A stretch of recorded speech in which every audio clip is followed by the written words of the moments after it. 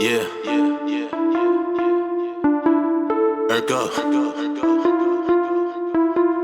Hey, hey, hey, hey, look. And welcome back to another episode of Millennium Dungeon. How's everybody doing today? Me, I know I'm doing a great day. Thank y'all. Happy Black History Month, y'all. So, beautiful Saturday, beautiful black faces, you know what I'm saying? And this episode is called Generation to Generation, where we got two different generations talking to one another. So, you already know me, your boy Steph, and Smalls. And me, thank you for having me. no problem, man. Brother George, pleased to be a part of it again. No problem. Good evening. I'm Rachel. Thank How you you. doing? Hey everybody, I'm Tamara. Happy to be here. I'm Michelle.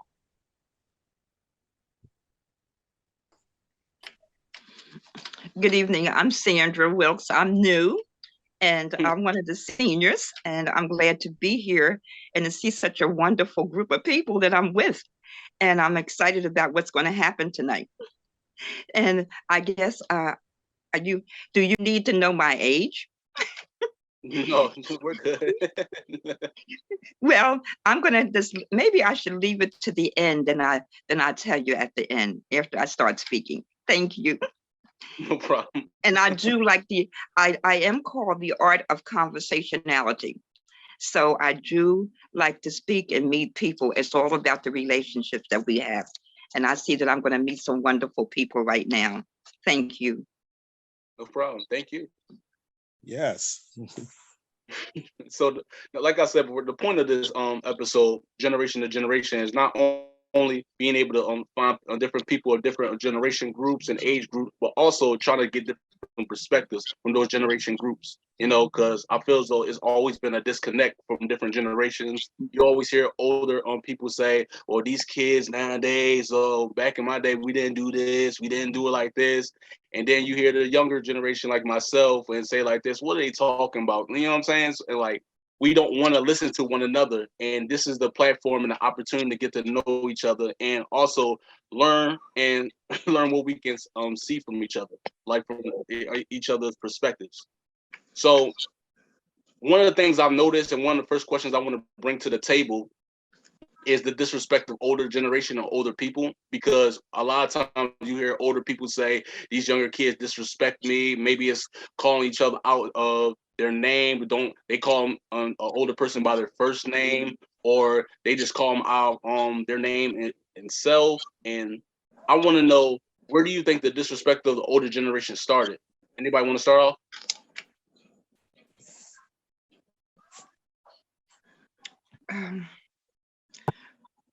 I will start. I will start to say, first of all, I think that the younger generation should be taught how to respect themselves and other people. So it's about what they're being taught, but I think it's never too late to learn what you need to do and how to build a relationship with people and speak. I hope that's what you're looking for. Yes. I kind of agree with her. You know, I just constantly look at things, you know, and I just had a birthday, you know, just February the 15th, you know, turned 56. And I just look at the way, you know, the older people like my mother, my auntie, you know, how they, you know, still they to me, they earn that respect, you know, and in our generation, in the younger generation, like that respect is dwindling away, you know. And I said that before. It's like there's no love in the world right now. It's far and few where the love is shown. You know, you have people that don't like to call you Mister, don't like to call you Miss or Mrs. You know, and I spoke to an elder today. You know, I was trying to get him to come on, and that was one of the questions I shared with him that we spoke of before. And even him being 72 years old, he say he don't care if people call him Mister or not. And that shocked me with him because I was surprised, you know. And whenever I call him, I always call Mr. Evans, Mr. Evans, you know, but it's the love is just not there, you know, and I think that's one of the biggest problems that we have, and that's why the respect is not there. It's just the love. People don't honor and respect because the love is not there. That's what I see. Anybody else? And to piggyback off of that, because I do counseling, I definitely agree with the prior to Sandra and Mr. Mays that it's home. You know, sometimes when I'm doing assessments with children, it's like, where is this anger coming from, or you know, this hostility, and then you meet the parents. And even as far as respect, like I'm getting ready to turn 54, even as far as respect, it's not taught, it's not required any longer. You know, parents are not requiring their children, you know, to say please and thank you, or, you know, show respect when an elder walks in a room, or to even speak. That's one thing I always say. I have younger staff, and I always say, if you walk into a room, I was always taught, whether you like the person or not, you had to open your mouth and speak. So I just feel like it starts at home. I just wanted to jump in. I think what everyone is saying is valid, but I also think that respect and like some of these things that people are speaking of, like Miss and Mr., some of it is cultural. Like not everyone is taught that way. Like I know that I address my elders in the appropriate manner with Mr.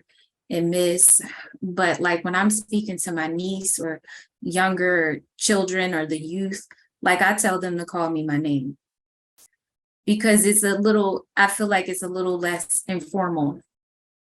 I mean, a little less formal. So I don't feel disrespected if they call me Rachel.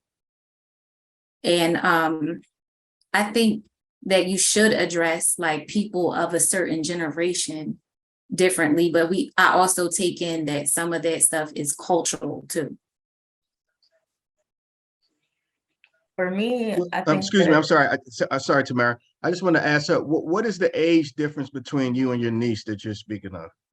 So my niece is like, she's 5, I'm 31.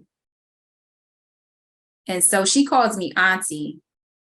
And you say she doesn't, and you say she doesn't have to do that? But like when I meet kids her age, or like kids in general, I used to be your art teacher. They would call me Miss Rachel, but I'd be like, you can call me Rachel. Like it's not a big thing for me.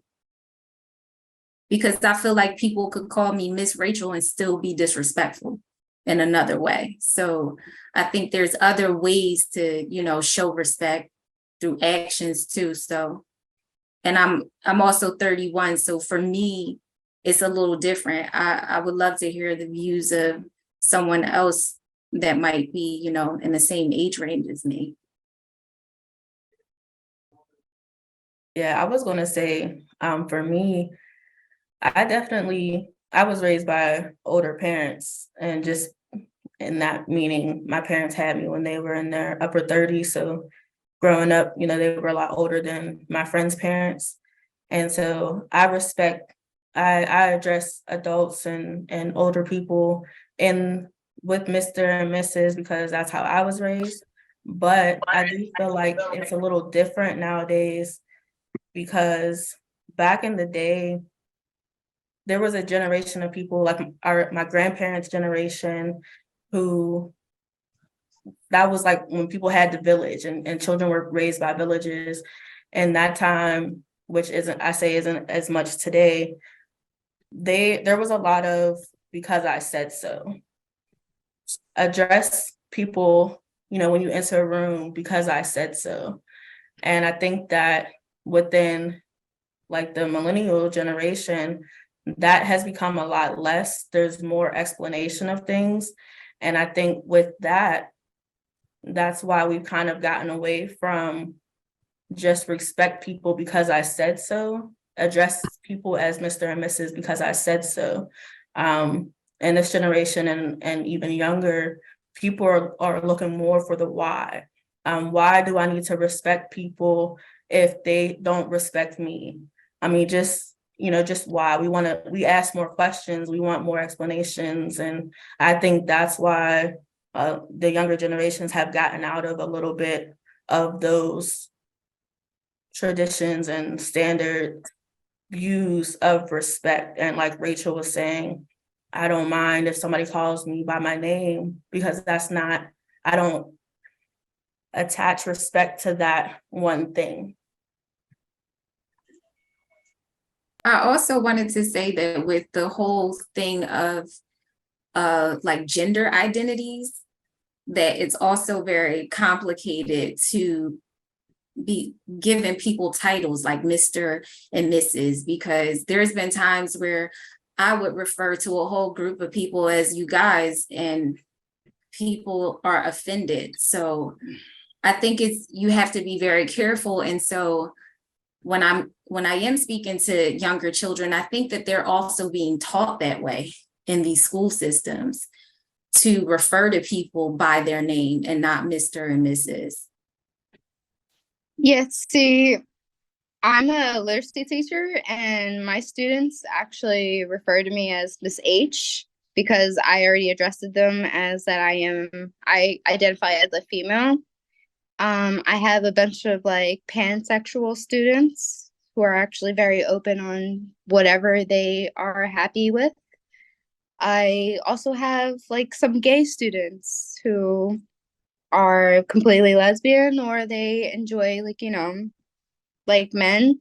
They're very like open nowadays, and I think it's because most parents have allowed majority of their kids to understand what's going on. In the same way with my son, I have a 10-year-old, and I am very open that I am bisexual, so that he knows that I enjoy males, I enjoy females, but I make sure that he's like comfortable with everything, and he's very like open on what's going on. He has a friend that has like a gay, I guess what you would say like a relationship with one of his friends, and he's very like open to it. So as long as you're open to with your kids or even your students about what's going on, it's like easier for this generation nowadays.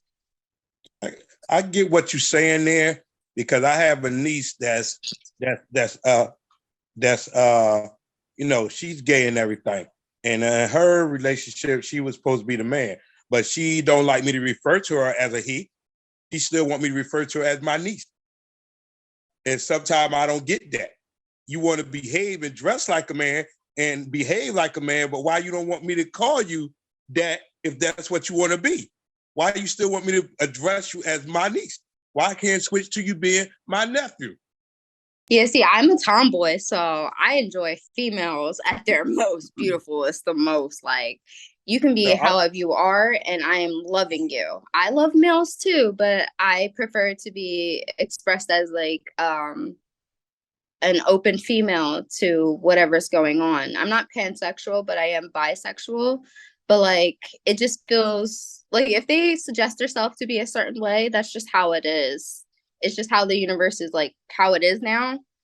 So if they express themselves as being like, hey, I prefer to be a dude, because sometimes I dress like a dude. I may look like a female right now, but I'm a dude. I basically dress as a dude most of the time.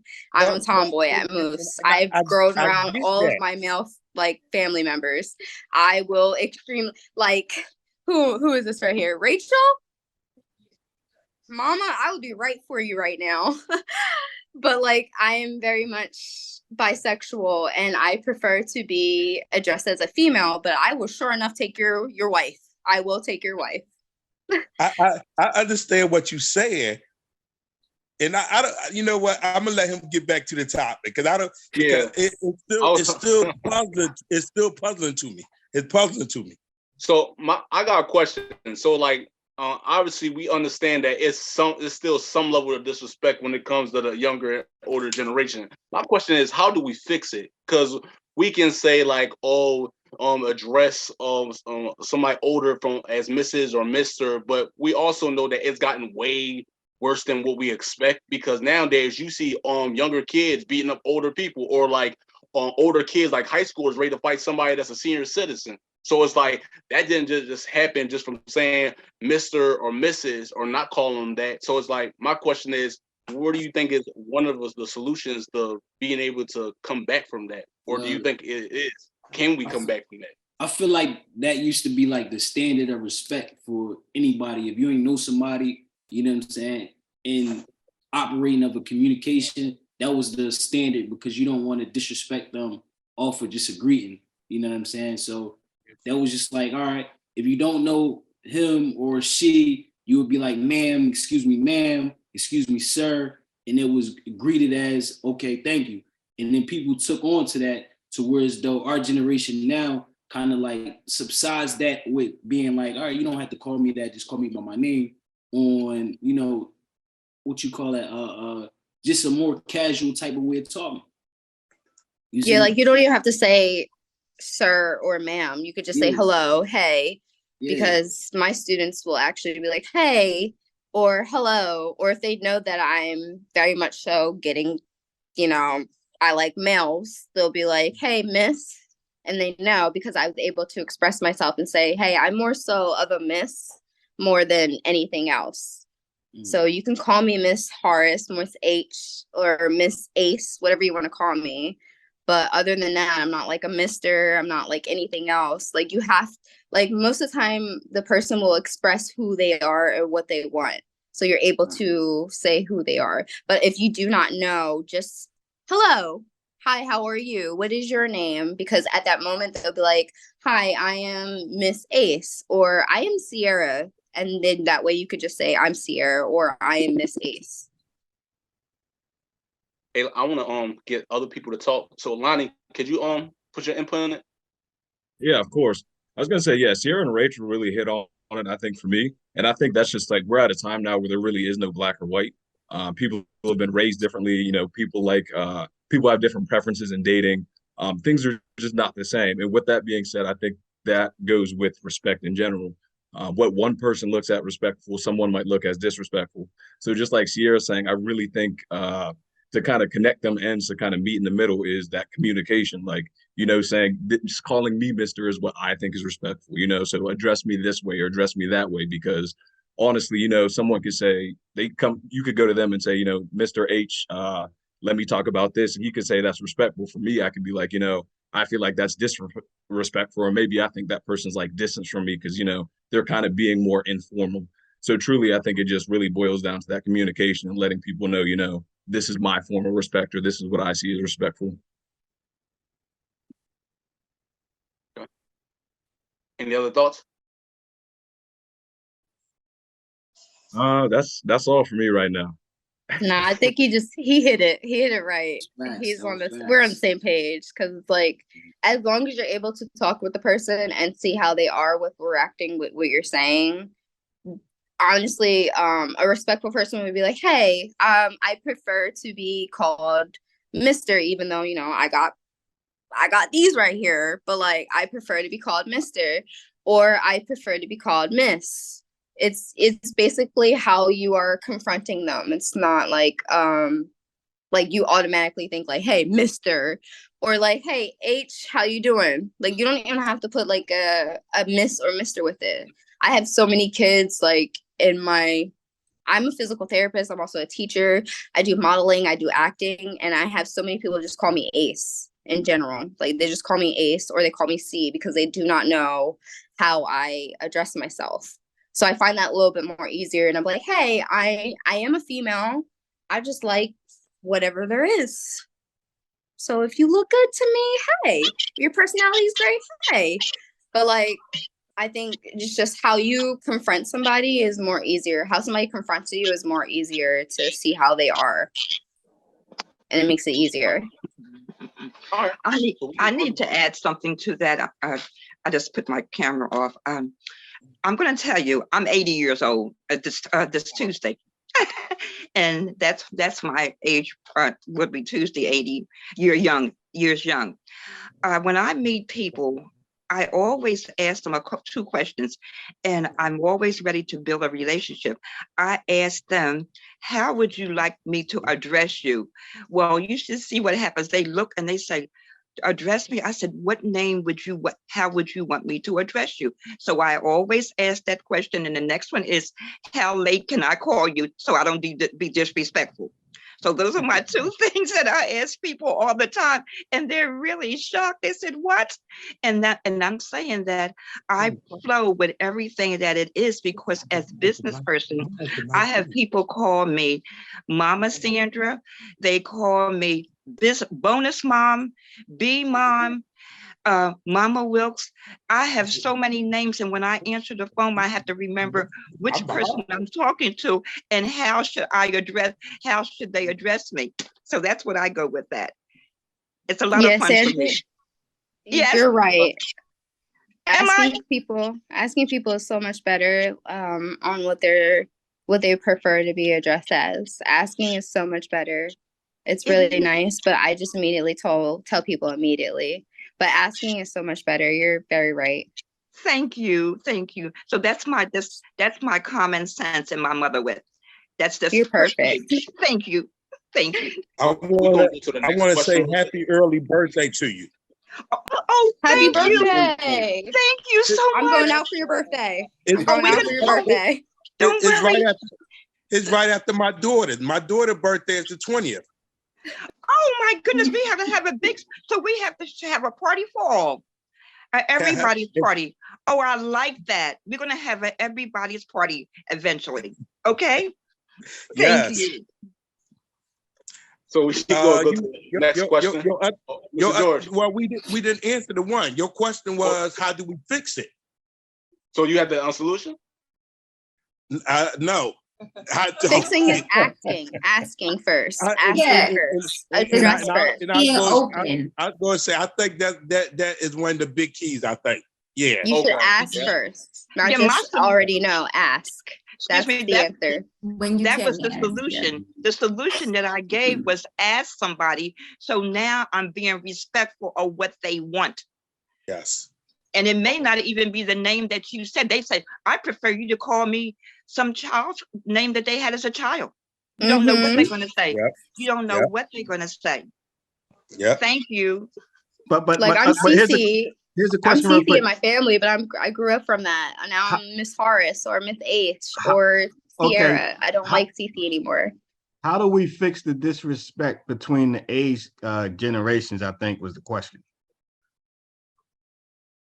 The Mr. and Miss thing was just a segue into it. Some people that's older, I mean younger, when they call somebody by their first name that's older, mentally they think that they're on their level. So that's why you have these cases. You have some of these cases out here where young people are beating up older people because that respect is not there, and that has nothing to do with Mr. So we're just saying, how do we correct the disrespect from the? Well, Miss Sandra said, ask first. If you address first, then you'd be fine. You wouldn't be messing up. You were like, hi, how are you? What is your sexuality? What do you prefer to be called? Okay, let me give you an example. That's how the world works now. Let me give you an example. A couple of days ago on Broad Street, Broad and Cecil B. Moore, it was about maybe 7 to 8 teenagers stomping somebody, an older man out. That had nothing to do with Mr. and Mrs. So we're moving on from the Mr. and Mrs. and asking of what gender you are, and we're trying to figure out how to change the disrespect from the young generation to the older generation. Can you fix that? For respect. Like if you got enough respect for yourself and people see you carrying in a certain way, they're gonna respect that, and that's gonna be the level of respect that you're gonna get. It's not always, you know what I'm saying, perceived as, oh yeah, as a verbal communication. It's how well you carrying yourself. You know what I'm saying? That interpretation goes a long way off of how you perceive what's around you. So you got a lot of older people, you know what I'm saying, not to really leverage that, but you got a lot of older people that's trying to, relive what they had going on in their 20s to what's going on now. And that fabrication is what we losing, because a lot of gems and stones that we had gathered as far as levels of communication, community, and stuff like that is being lost in translation because of how people carry it now to what the younger crowd is. But as an older person, regardless of what I was raised to believe, I get that it's different. I get that a younger person may not have the same values that I would, or that they're more liberated.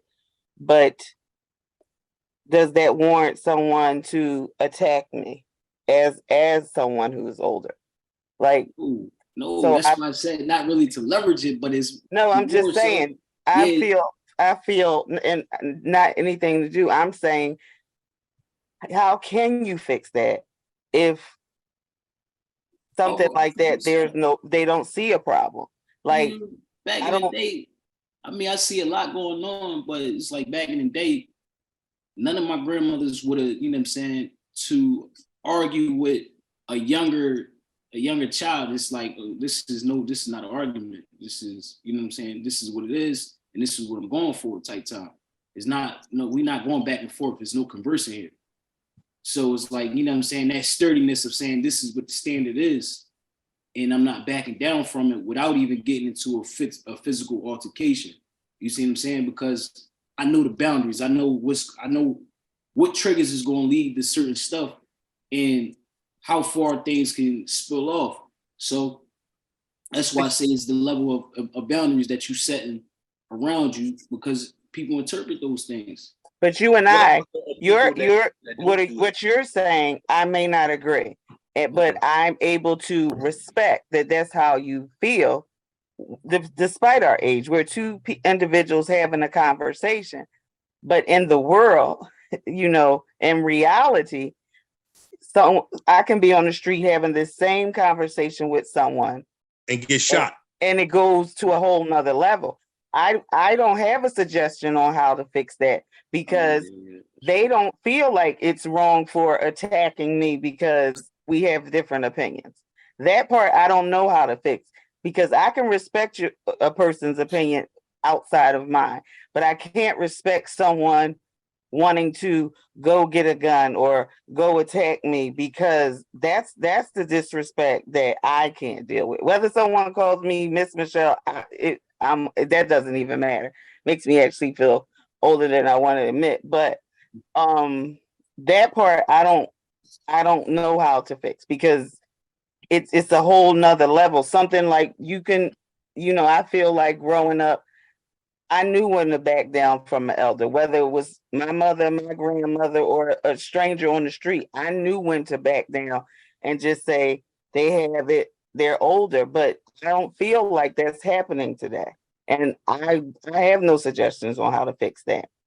Yeah, see, my dad is on board on what I like, but my mom is actually not. Like, she'll call me gay, and I'll be like, you kind of can't really say that. She'll be like, well, what is your, like, asking first, even if it's like a blankly conversation, like, hey, isn't the weather nice?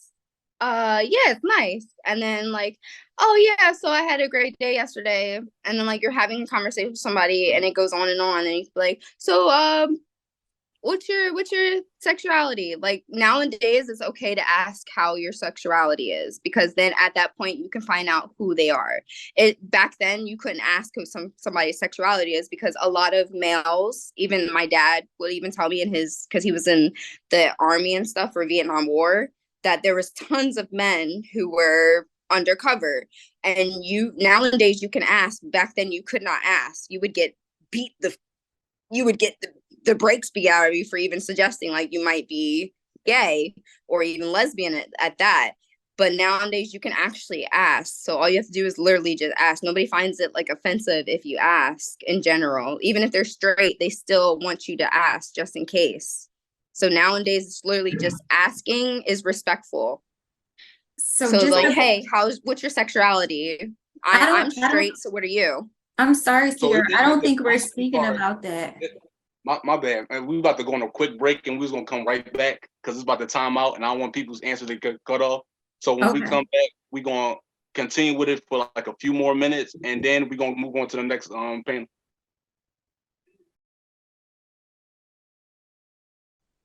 So just to wrap it up, I was just gonna say that I think Michelle said it earlier.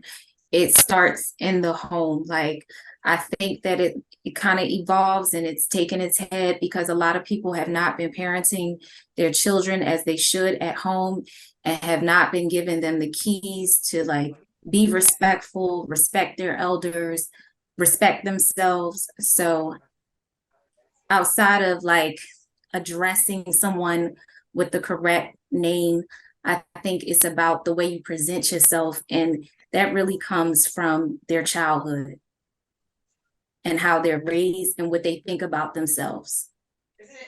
Okay. So I think that's the only way to address it, is by bringing up the new generations the right way. Right. So I want to move on to the next question.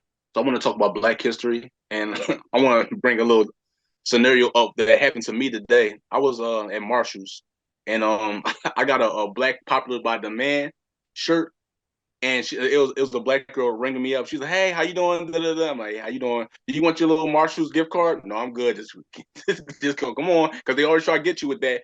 And then she saw me with the shirt, and she was like, "Oh." She was like, "Oh, Black by Popular by the Man shirt. Oh, for Black History, right? Yeah, that is this month, right?" I looked at her. It's like she asked it like it was a question. I'm like, "How you don't know that?" Like, it is Black History Month. But my question, I want to get to the right to the point, is like, do you think that a lot of people, especially like in the art culture, have lost the importance of Black History Month? Like, do you think people really take importance to it? Who wants to go first? I jump in. See, I really feel like, all right, Black history really go back to ancient times. And on top of that, you think about it, like, this history is really distorted. So the history that was fed to us is not really history, and it's not really potent. And then anything that's really given is really just a asterisk to what was already in place. You see what I'm saying? For so many inventions and so many, innovative people and artists that came and did things to actually push generations forward. I just feel like it's the short end of the stick. Like, we get the shortest month, you know what I'm saying? And most of the things that was generated by, melanated peoples is not really celebrated as the things that should be celebrated. So very true. But a lot of it also has to do with what we call our government and the education system, where they block the truth of what history is. They want to teach us their history versus teaching us the history. So it has to be within us to teach ours. But we also have to go back to listening to our elders and understand the stories and the struggles, versus just being blindsided by what society just want to show you. There's a poem that, if I remember it, I'll put on the chat, from somebody that talks about the system, how they're made us to steer us a certain way, and how a lot of us are following that way, which then, they get to accomplish what they want to do, which is just wash us with nonsense. Right. So, I mean, Black History Month is a lot of, like you said, a lot of innovative things that's happened in history, a lot of tragic that's happened in history. But, all in all, it's still history, and it's still stuff that we should be wanting to learn and know and grow with. I also just think it depends on your perspective, because I think, as crazy as it sounds, putting more importance on Black history can honestly take away from the importance of Black History Month. Just based on how you're looking at it, seeing a time of period, beginning of February to the end of February, opposed to looking at it as, we have this month to learn about Black history, saying we have this year to learn about it, and not just a specific time period. So I think when you look at that, based on how someone could be raised, saying, especially with, as a couple of people have mentioned, the facts being watered down and not being the true history, it kind of takes away from the importance of the so-called Black History Month that we get fed. And more importantly, we should just be learning and teaching, youth, the youth this throughout the whole year, and not just in that dedicated month that we get. Don't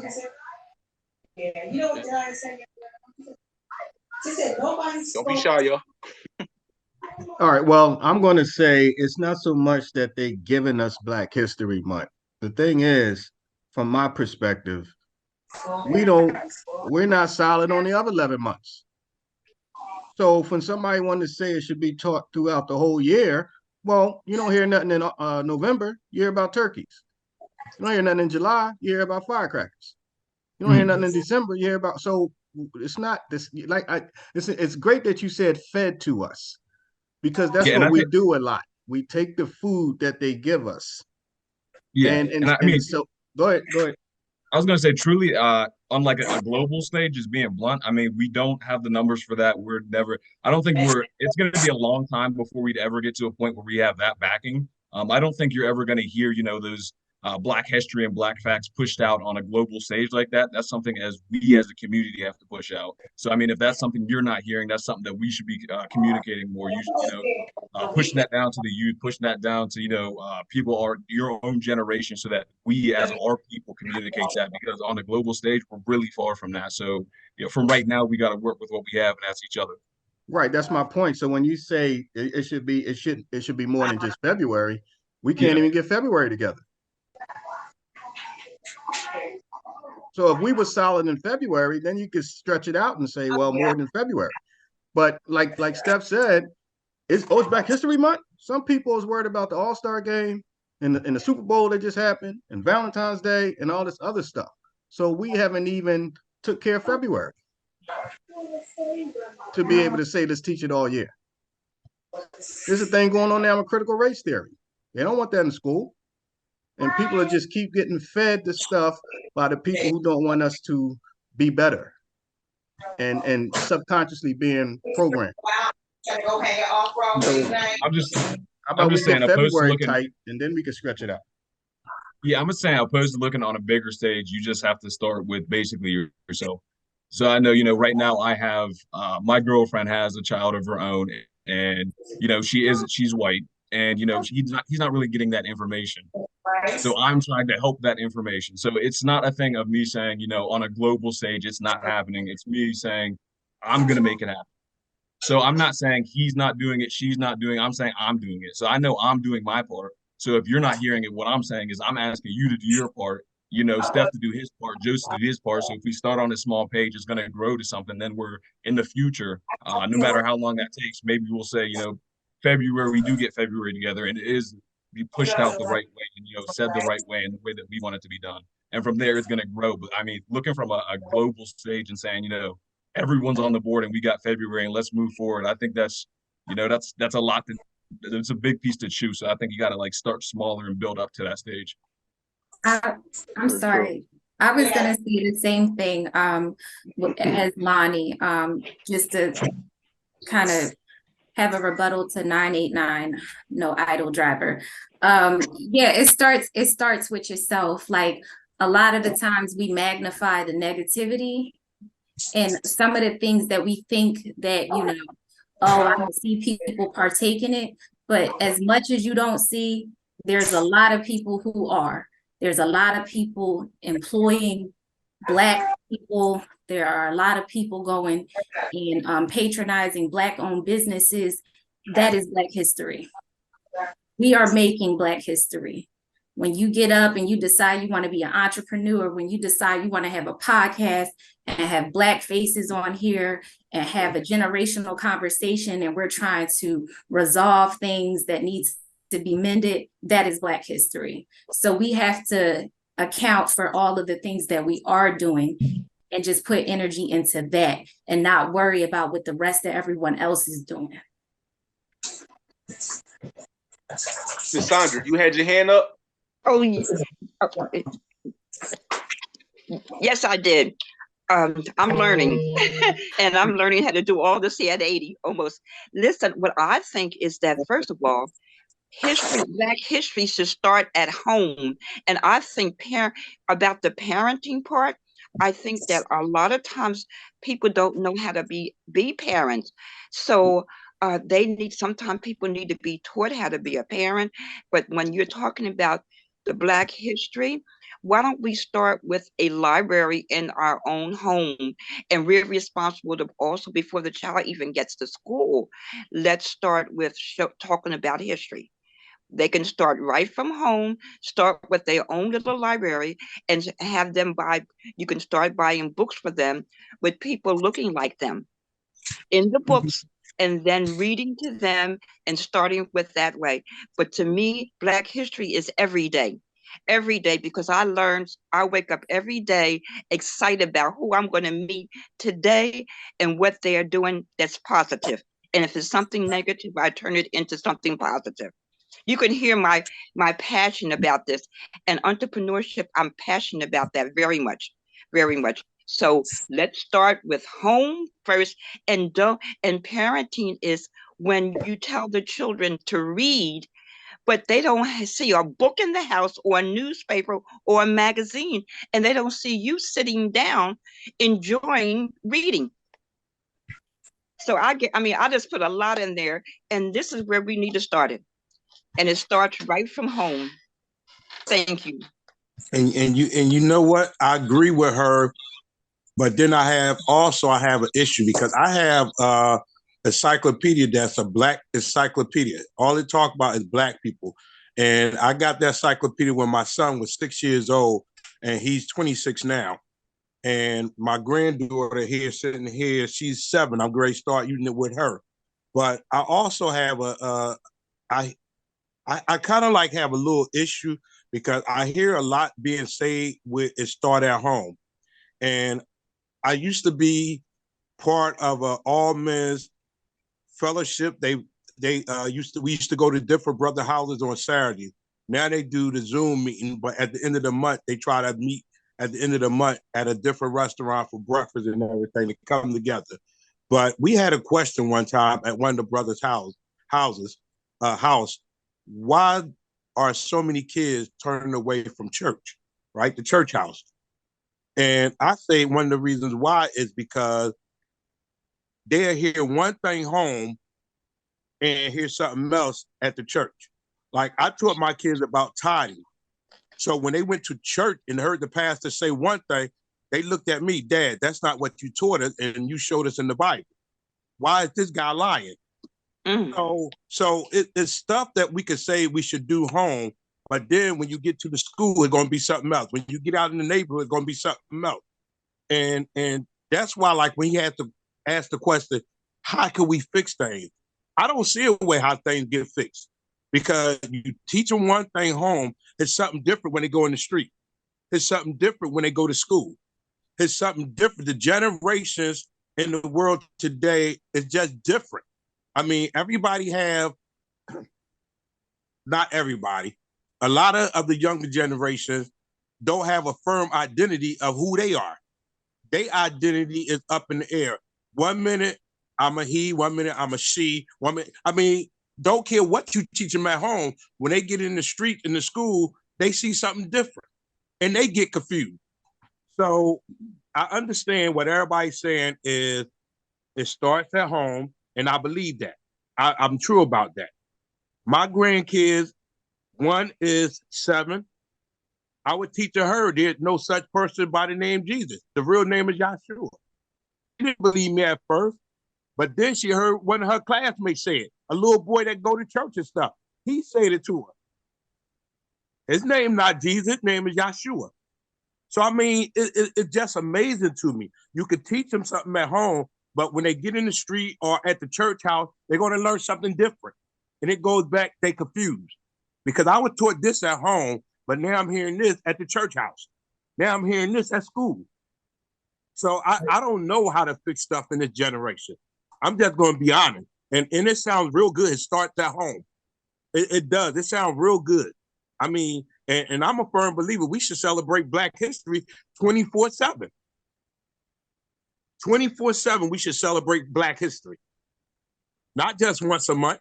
It should be 24/7. I almost believe that's Mr. Mays.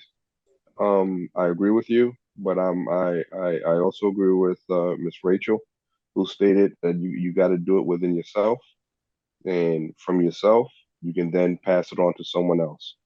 So you got to first educate yourself, get yourself to a certain tier where you can take somebody else under your wing and say, hey, look, let's try to do this. Let's try to do it. Try to make somebody else a better person. But you got to make yourself as good as you can so that someone will understand and take in your information. And hopefully that can pass on again.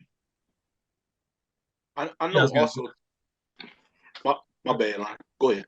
Yeah, I was gonna say, yeah, I agree with that. I truly do think that again, it does start at home.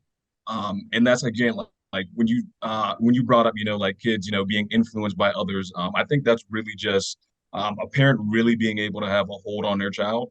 Because I know my parents just really had me. Like I respected them to the the fullest, like whatever they said, like that's what I believed. It didn't matter what anyone else said. And just to show an example of that, I think it was third or fourth grade, I was getting made fun of by all the other kids in class because I believed in Santa Claus. It didn't matter that they told me it was fake because my parents told me it was real. Well, after that, of course, me and my parents we had to sit down and have that conversation. But just showing, like, I had that form of respect. I knew what my parents said. They were guiding me the right way. I looked at them as, they were giving me the word. What they said is what I went by. It didn't matter what somebody else said. It didn't matter what all the other kids said. It didn't matter the teacher said he was fake. Like my parents told me he was real, and that was just it. So again, I kind of believe, again, it starts at home and having that respect and really having that, that grasp on their kids so that like, and they know like what I say is what goes, and that's just what it is. Well, I agree with that. I agree with what Joe said because that's what my kids did. My kids stood by what I say. What I say is what my kids stood by and believed. So I understand what you're saying with that. I was the same way with my mom, and my grandmother and stuff. But my mom will tell you in a minute, I'm her spiritual leader. Stuff I have been teaching my mom, and I sat down with her. People ask me, why you changed? I said, I changed because I started learning more and I went to the source that taught me, which was my mother. Who taught her? Her grandmother and grandmother. Who taught them? She didn't know. How you know your grandmother and your mother was right? I don't know. They just told me to believe this, and I did. Well, I started showing my mom it was wrong. And she lived in a senior citizen building in Philly, and she do Bible study there, and she brought it to her teacher. And her teacher said, yes, your son is teaching you right. And she asked, why don't you teach it to us? And he said, y'all are seniors, and I don't want to distort what y'all already been taught, even though it's the truth. Okay.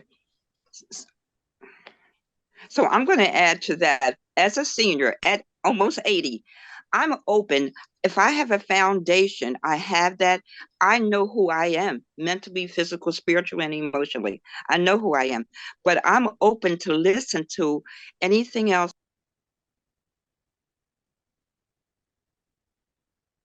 Miss Sandra, you on mute.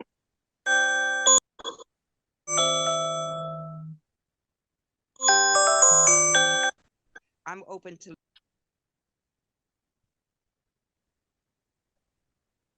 Miss Sandra? I'm sorry. I'm open to what's out here now. Not that I have to agree with it, but I need to know what someone else may introduce to my great-grandchildren or my children. So I need to know what's going on. And just knowing who you are and knowing your legacy of your family and what they believed, not that you have to believe, because many times there's the legacy of a family, but children go the opposite way. They don't go to do the same thing that their grandparents did. Some do and some don't. I think did that work? Yeah. I want to touch on something what Lonnie, Rachel, and Joe said too, because they brought up school too, because we can all say about homes, obviously learning about foundation and learning, being taught by your parents and stuff, but when they go to school, their friends or their teachers are teaching them another thing, which obviously you send your kids to school to learn different things, not to see things from one perspective. And that can be a good or bad thing. So my thing is this, so it's like, if we want our kids to stick to a certain foundation or the truth of what we teach them, then like, isn't it kind of contradicting what you also telling kids to go to school and say, hey, you should also learn different ways too? Because I kind of see both sides, because at the same time, I can also understand, like, obviously it starts in the home, teaching your kids right and wrong and teaching them to have a certain foundation. But at the same time, and especially in this generation nowadays, with social media and everything, kids are so impressionable. Like you go on Instagram and Twitter, they see one thing and they believe it like it's the Bible. So like, what's really a solution to that? You get what I'm saying? I think that you have to walk in what you believe in. And Yeah. when your kids come home and they tell you what someone tells them at school, then basically they're saying, here, you said this, I'm challenging you, Dad. I'm challenging you, Mom. So you have to be on your P's and Q's. And if you can't be worried about them going through the world and learning about different opinions, because that's life. If you are steadfast in what you believe in at home and you instill the right things into them and you're consistent, they will be able to evolve and even come back to that, even if they lose their way. You also have to be persistent and consistent with changing their environments. If you feel like the school is not replicating the doctrine that you are given at home, change school. I mean, I know it sounds easier than, it is in reality, but or put them in different activities where there are more people who are like-minded, so they are not isolated in what they believe in and what you're trying to give them in the household. Correct. Don't limit their education. Like, if you want more of Black history stuff and Black information, put them around that. Put them in the groups, because there's a lot of them. There's a ton of them. It's just we're not going into them like we should be. Joining different, they in college you have fraternities and sororities. For people that don't do college, you still have other groups, 100 Black men, Black men this, and you got different things you can do. They also have things for women, so I know they have things for children as well. So we got to get more involved. And us older people have to adapt as well. We got to be willing to know what Instagram is and what all social media stuff is, so that we can understand where they're coming from, so we can have that conversation with them and have an idea of what's going on. So it's always going to be a tough thing. It's always going to be a tough thing, but we got to be willing to grow. Yeah, I really think it comes down to that, again, that installation of what's right and wrong, just at a high level, that basic moral of what's right and wrong is really what's going to help guide that kid. So, when he goes out there in that world and he gets those different opinions and he gets those different point of views and those different perspectives, whether just saying, this is right or wrong based on what my mom thinks or what my dad thinks, this is right or wrong based on my morals. This is right because, it's okay and it doesn't hurt this person, or this is wrong because that's wrong and that's not what I'm supposed to be doing and it can put me in a bad place. So I feel like you should, again, be letting them get them different perspectives, because that's how we grow. But then kind of just relying on that basis of I instilled in them what's right and wrong. So even if they do stray or go a different way than I went or what I naturally believe in, I know that they're still going to go the right way and they're not going to go the wrong way. And I think a lot of people get confused thinking, my way is the right way. There's multiple different right and wrong ways. It's really just, that base core of what's right and what's wrong. I agree with that. That's what the young lady was saying when she said that your kids may come home and challenge you with something. Mm-hmm. See, and that's what I did with my mom. I challenged what I was taught, because I'm a student of the word and I'm a teacher of the word, and I challenged what I was taught, and that's why with my mom became one of my students, because what I was taught by her and my grandmother, God rest her soul, I found out not to be the truth. But my mom didn't have a source where she learned it from except her grandmother and her mother. But she don't know where they learned it from. All she could tell me is they made us study the Bible. They made us read the Bible. They made us go to the church house. That's it. That's all she had for me. Mm-hmm. But yeah, you could come and challenge. But what I'm saying is, and I don't have this issue with my kids, but I'm just saying other people do. Yeah. Just because, okay, for instance, I use my niece. For instance, it was a challenge for my sister at first when my niece started being gay. And her brother, who loved her, they were like two peas in the pie. He turned his whole back on her. He don't even talk to her. And I told her it's not right. I said, not right that you don't even talk to your sister just because she went that way. But then it's confusing for him because, well, it's to stay away. She want to be a man, but she still want to be called my sister. She want to be a man, but she still want to be called your niece. See what I'm saying? But it's confusing for people. And this is what the young society have done. They make it confusing because, and that's why I say there's no answer to a lot of stuff, because you want to be respected on this level. And like the sister said earlier, I may understand what one person saying, but I may be on the street and I have an opinion on something, and the person that want to shoot me because I have an opinion.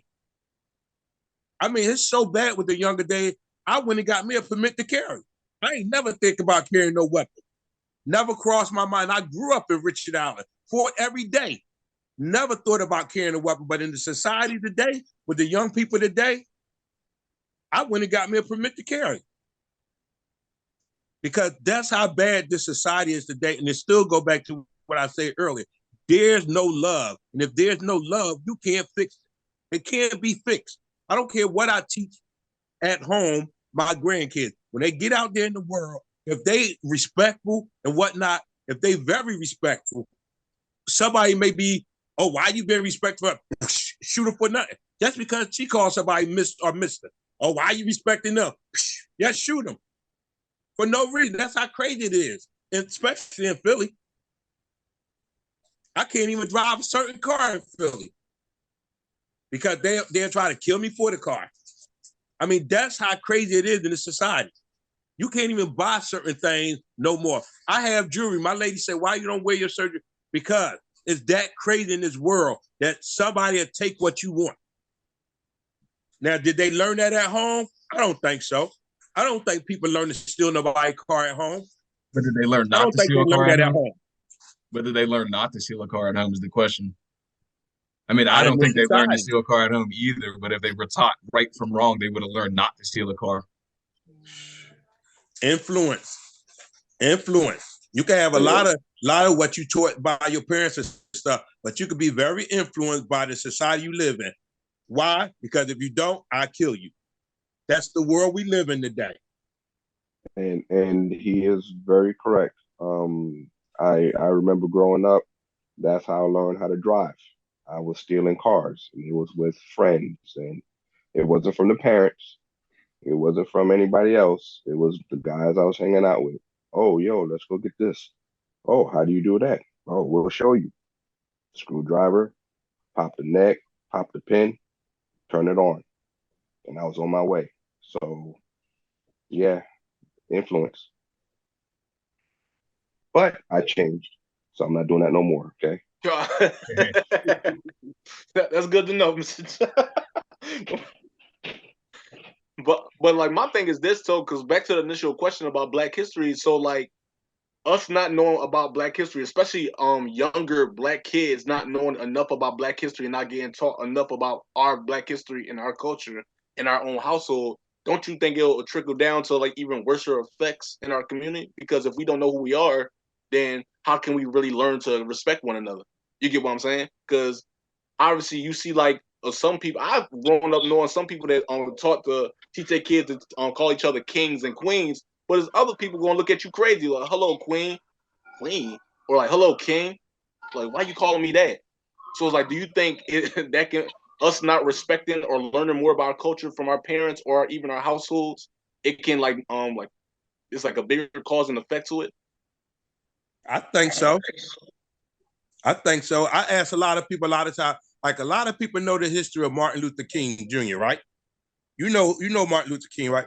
Have you ever heard of Vernon John? Vernon John is the one that was started way before Martin Luther King.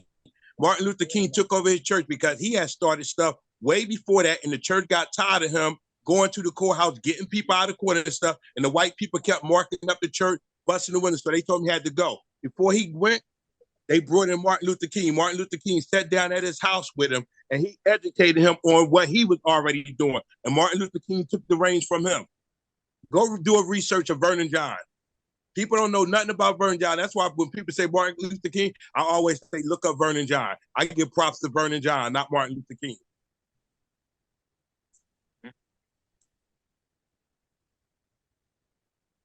Anybody else? Well, I want to say thank you for enlightening us.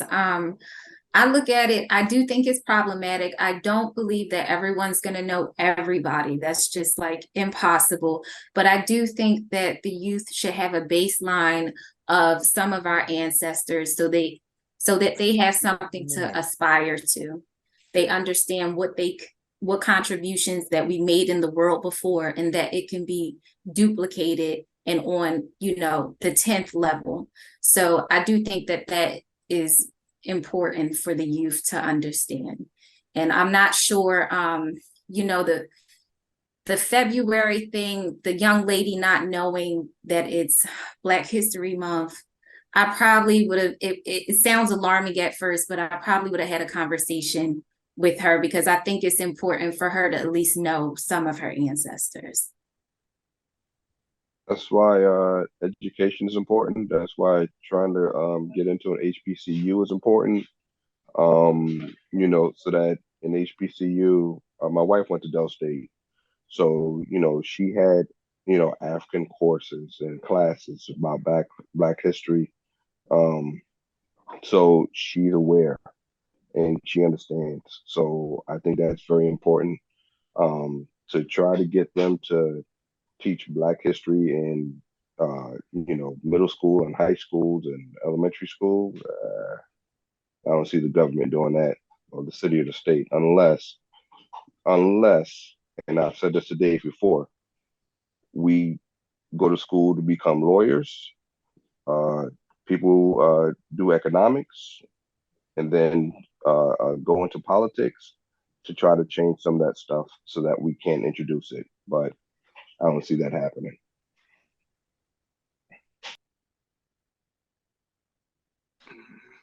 I think really that we should also be able to tell our own story, our own family story.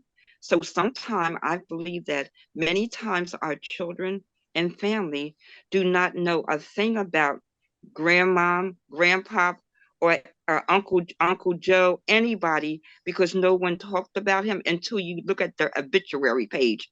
Now you go to the church and the person is being buried, whatever is being done. You read the obituary. Now you know about Grandpa John or Grandmom Sandy, but you didn't know before. Nobody knew what he did for a living. Nobody knew anything about him until he died. So that obituary is very important. So instead of having an obituary, let's have the story about before the person dies. And that's your own history that you have of yourself and your family. And then you can go on to all the other history that's as well. Right. Ms. Sandra, you are 110% correct. My father's from Barbados, and Okay. I've never been there. My mother is from Puerto Rico. I've never been there. So I have two sides of the spectrum where, I can go to Puerto Rico, actually, learn from my aunt and my grandparents, where to go, who to see, because there's still relatives there. And Yes. then I remember watching PBS, where if you go to Barbados, go with your family's name, there's actually a library that has your history that you can visit in Barbados. But I got to set that vacation trip up too. But yeah, you're right. And the name, even the name, I have a family member that was buried out in the Holy Cross Cemetery in the Delaware County. And when I asked about her, they said, oh, it's someone underneath of her, and we can't even pronounce their name.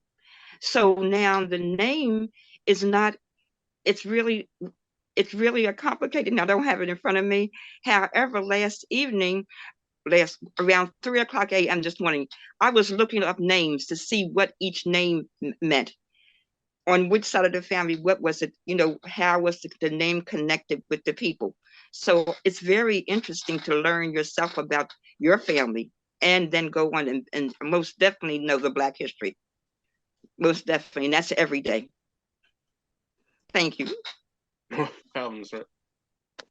Yeah, I was gonna say, I think they touched on something huge right there, and that's just communication.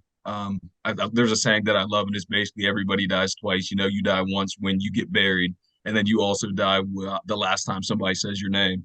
So I mean, even when he's talking about Vernon and Martin Luther King getting that information, we never knew about that. So with him being able to say,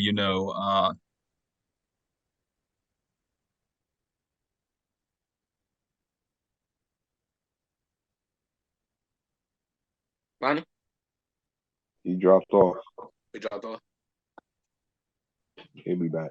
Hey, he was leaving us with more, wanting more. I was like, what he was gonna say? He was getting on something. That was his MO. That was his MO. It's a mic drop. Right, exactly. Yeah. But I want to thank everybody for coming on and sharing y'all knowledge. Because I think this is important that two different generations come together and just talk about what some things we agree with and what some things we disagree with, and just try to talk it out, because we don't have a lot of these kind of platforms to do that. So I appreciate all of y'all. I hope to see y'all on another episode when we do this again sometime later, and if not soon. So thank y'all. I appreciate everybody. Yeah, thank you. Thank you. I'm charging $14.95. Just let you know. All right, I'm gonna send it through Cash App. Yeah. Well, with that being said, I go by the name of Steph, and this has been another episode of Millennial Dungeon. Peace. Steph, it was a pleasure. Everybody have a great night. Thank you, everybody. Take care. All right, now. Good night. Happy birthday, Miss Sandra. Happy birthday, Miss Sandra. Oh, hold on. We ain't say happy birthday. What's going on with All right, let's do it. Let's go. The black version. Time out. Wait a second. Time out. The black are we version. doing Stevie Wonder or Dan? Stevie Wonder. No, Stevie Wonder. Let's do it. Y'all right? On three? That. 1, 2, 3. Happy birthday to ya. Happy birthday. Like the remix. Happy birthday. Happy birthday to ya. Happy birthday. Miss Sandra, blow out a fake candle. Yeah. We was off key, but we still love you, Miss Sandra. Thank you. All right. Good night. See y'all. Good night. Yeah. Ergo.